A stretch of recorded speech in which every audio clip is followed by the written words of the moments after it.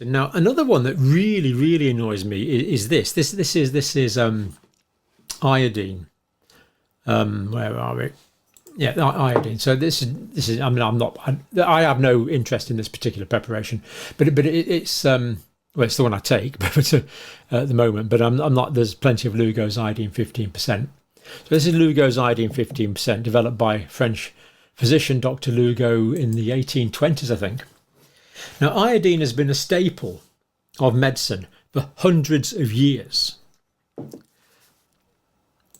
In concentrations of about 10 to 20 parts per million, certainly not more than 20 parts per million, it will kill all viruses, as far as I'm aware, all viruses, all bacteria, all fungi, infections. It will kill the lot. But you know what? If you're in the UK, you're not allowed it. You're not allowed it. British pharmacists do not sell iodine. They're not allowed to sell iodine. This has been the most basic therapeutic molecule for hundreds of years, and yet now in Britain you're not allowed to buy iodine over the counter in British chemists. Now, of course, when you were a child, certainly if you're my kind of age range, your mum would put iodine on it every time you had an injury. So you just, if you've had an injury, you just put some on, because it kills everything. Just put it on injured skin. We do a bit in hospitals. Maybe povidone iodine, not Lugo's iodine, but it's the same thing as iodine. We daub it all over the place to prevent infection, in the skin particularly. But now you can't buy this most basic of medical molecules in British pharmacies. Why not? It kills everything. Why would you make illegal? As far as I know, the world's most effective antiseptic. Why would this be made illegal? I mean, it's good for urinary infections, it's good for respiratory infections, it's good for skin infections. If you've got a respiratory infection, you can gargle with it and let the fumes go through. It's very dilute, of course, but there again, 20 parts per million, it will kill everything. If you drink it, it's excreted in the urine, and that's going to kill bacteria in the urinary tract.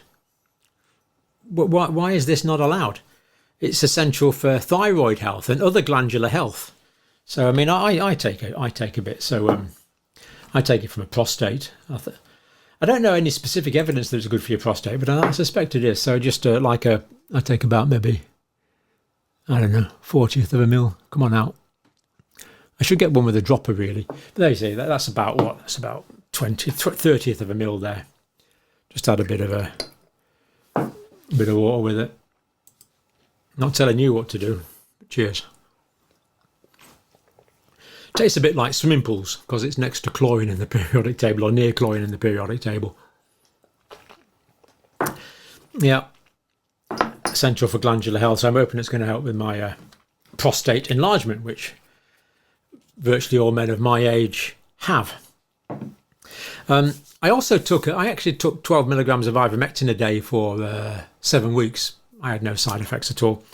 The reason I did that was I was diagnosed with a high PSA, prostate-specific antigen, and I was down to have an MRI scan to see if it was cancer or not. So I thought, well, my PSA is quite high. It was about 8 point something, about 8.4, 8.3, and just over 8, I think. So that was quite high. And I thought, well, I could have prostate cancer. So I took 12 milligrams of ivermectin every day for 7 weeks. And it didn't change my PSA. And I thought, that's interesting. It hasn't changed my PSA.